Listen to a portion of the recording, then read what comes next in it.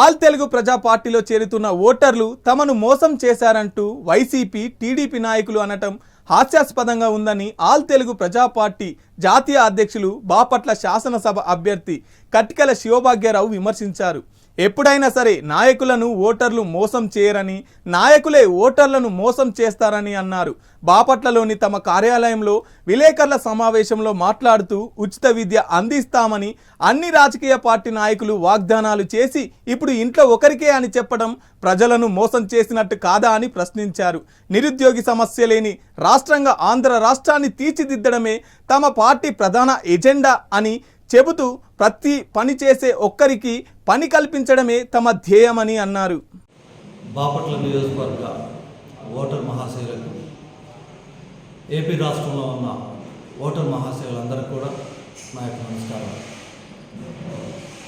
ఈ రోజున బాపట్ల నియోజకవర్గంలో ఆల్ తెలుగు ప్రజా పార్టీలో చేరుతున్న ఓటర్లని ఇప్పటి వరకు ఈ రాష్ట్రాన్ని పరిపాలిస్తున్న పార్టీల యొక్క నాయకులు ఓటర్లని భయభ్రాంతులు చేస్తున్నారు. ఏ విధంగా అంటే, మీరు మా పార్టీని మోసం చేశారని అంటున్నారు. ఎవరిని మోసం చేస్తారు? ఈ పార్టీలో చేరితే మోసం చేసినట్లు లెక్క. ఆల్ తెలుగు ప్రజా పార్టీ బీసీసీఎంగా ఉండాలనే సంకల్పంతో ఈ రాష్ట్రంలో ఉన్న ప్రజలందరూ కూడా లక్షాధికారి కావాలనే సంకల్పంతో ఈ పార్టీని ఎస్టాబ్లిష్ చేసుకున్నాం. ఈ పార్టీ ఆశయాలకు నచ్చి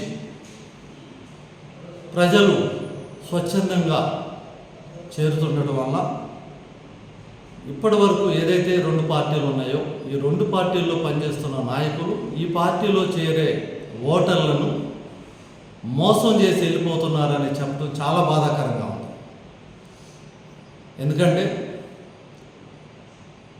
ఫ్రీ ఎడ్యుకేషన్ ఇస్తామనేసి గతంలో అన్ని పొలిటికల్ పార్టీ నాయకులు ఎన్టీ రామారావు కానీ, వైఎస్ రాజశేఖర రెడ్డి గారు కానీ, ఇందిరాగాంధీ గారు కానీ, అంబేద్కర్ గారు, పూలే, సావిత్రిబాయి పూలే వీరందరూ కూడా ఫ్రీ ఎడ్యుకేషన్ ఉండాలి, వాజ్పేయి గారు ఫ్రీ ఎడ్యుకేషన్ ఉండాలి అనేసి కోరుకున్నారు.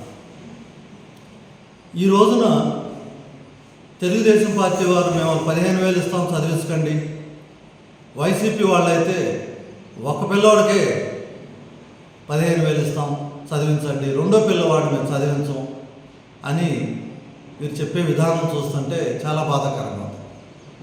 కులాలకి మతాలకి అతీతంగా ప్రతి ఒక్క ఇంట్లో ఉన్నవారందరూ కూడా చదువుకుని ఈ రాష్ట్ర అభివృద్ధికి, ఆ కుటుంబ అభివృద్ధికి తోడ్పడితే ఈ రాష్ట్రం బాగుంటుంది, దేశం బాగుంటుంది.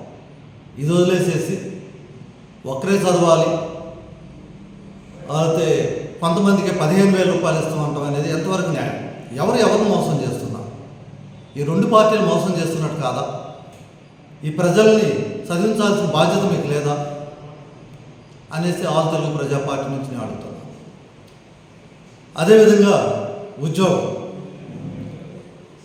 ఉద్యోగం వచ్చే వరకు మేము 15,000 ఇస్తాం లేదా 5,000 ఇస్తాం.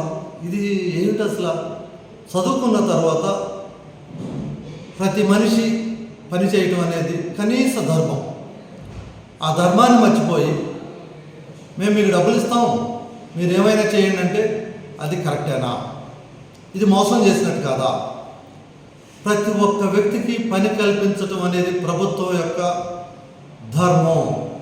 ఈ ధర్మాన్ని వదిలేసేసి మీరు ఆశ చూపించి చేయటం ఎంతవరకు న్యాయం? ఇది మోసం చేయటం కాదా? మేమేమంటున్నామంటే అన్ఎంప్లాయ్మెంట్ అనేది ఉండకూడదు.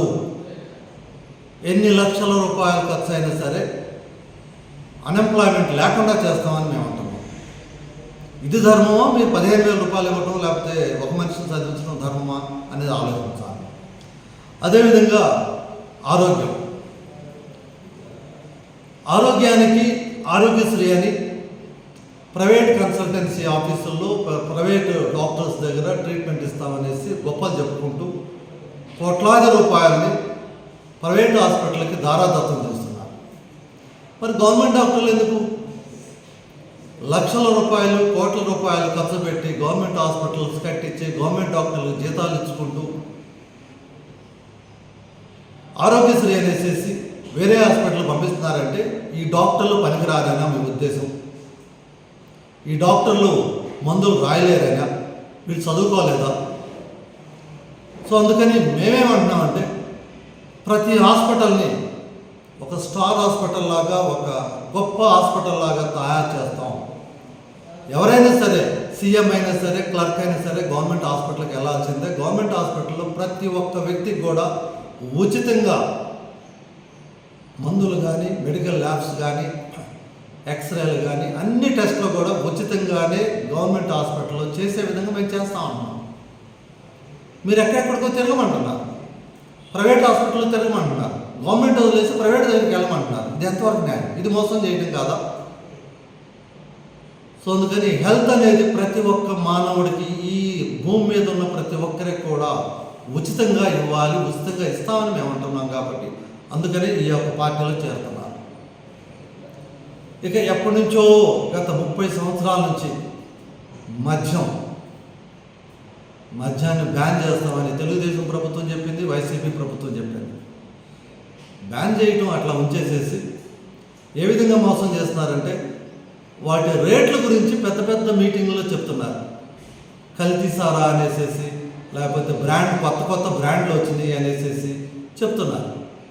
మాన్పిస్తామనేసి మీరు చెప్తూ బ్రాండ్ల గురించి మీరు మాట్లాడుతున్నారంటే, ఒకరి మీద ఒకరు నిందలేస్తున్నారంటే ఎవరు మోసం చేస్తున్నారు? ప్రజలు మోసం చేయటం కదా. మేమేమంటున్నామంటే ఆల్ తెలుగు ప్రజా పార్టీ 100% ఈ మద్యం మీద వచ్చే ట్యాక్సెస్ అంటే రక్తాన్ని పీల్చి ట్యాక్సులుగా వసూలు చేసిన ఆ ట్యాక్సులనే ఉచితాల రూపంలో ఇస్తున్నారు. ఉచితాల రూపంలో ఇస్తూ దానిలో నుంచి కొంత భాగాన్ని మీరు అవినీతి రూపంలో తీసుకుంటున్నారని మీరే చెప్తున్నారు.